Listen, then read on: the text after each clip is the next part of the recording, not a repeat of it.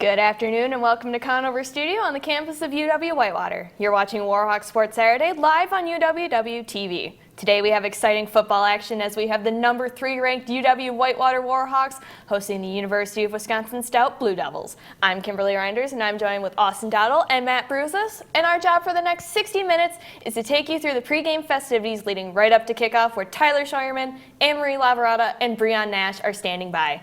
Guys, let's get this show started talking about how the Warhawks fared against the Blue Devils last year in a game that ended up with a final score of 40-10 Whitewater. Yeah, it was a great game. The Warhawks took off right out from the first quarter. Wisniewski had a great game. He had an 81-yard rush that ended the game with 87 yards rushing. I think that's going to be important today, especially with the second-ranked rushing defense in Stout. And actually, Zach Golis got into the game. It was 1-for-1 with a 20-yard reception.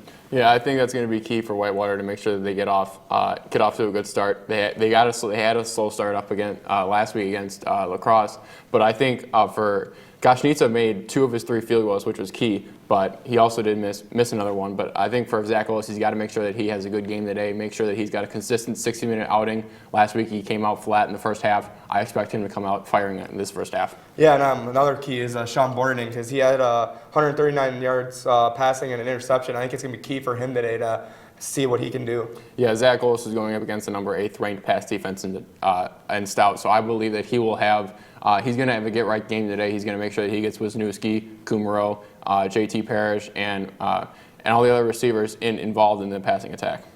And another big component of that game was Alex Pete, who finished that game with 154 yards and 3 touchdowns. Now, in that game last season, that was Alex Pete's fourth game that season where he had over 100 yards in a game and his 3rd multi-touchdown game of the season. So you know Alex Pete's going to be a big factor in this game. Yeah, Alex Pete's a running back to really watch out for because he's one of those running backs that has the breakout speed, and he also in the red zone, he's a bowling ball. He can really take over the game with that breakout speed and in the red zone. It's one of those key running backs, 5-tool running back. Yeah, I think along with Jared Ware and Ronnie Ponick, they had 550 yards of total offense in the game last year. I would expect stuff like that to happen. I would expect passes out of the backfield. I would expect them to get to the run game early and get to the run game often, especially to set up the downfield passing attack to make sure that's a threat going into the postseason.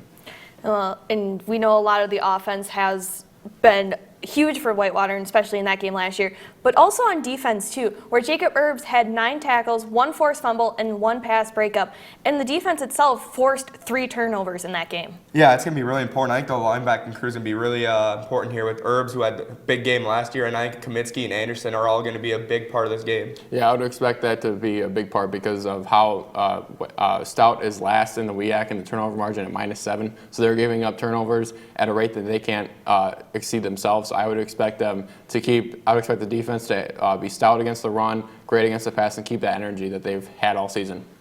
And, you know, this game, it's also Shriners Day here at UW Whitewater, which, you know, the Shriners Hospital does such great work helping kids with their pediatric care, just trying to get them back to just really being kids themselves and just really seeing how well this team, and especially the Shriners, being a huge support for this team as well. Yeah, the Shriners Day, it's going to be really big. I think the Warhawks are going to notice that they know it's Shriners Day. They're going to play with a lot of emotion. I think that emotion they're going to play off can be a big part of today's game, and I think it's going to help them out a lot. Yeah, I think we kind of need a Whitewater game that's I think they kind of need that game in the schedule where it's like, obviously you can't overlook Stout and you can't overlook this game, especially with Oshkosh coming up next week. But I think for Whitewater, you make sure that you have a great game and a sound game today.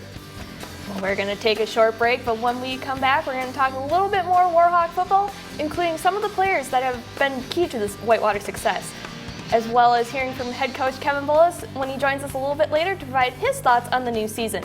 Stay tuned. This is Warhawk Sports Saturday live on UWW TV.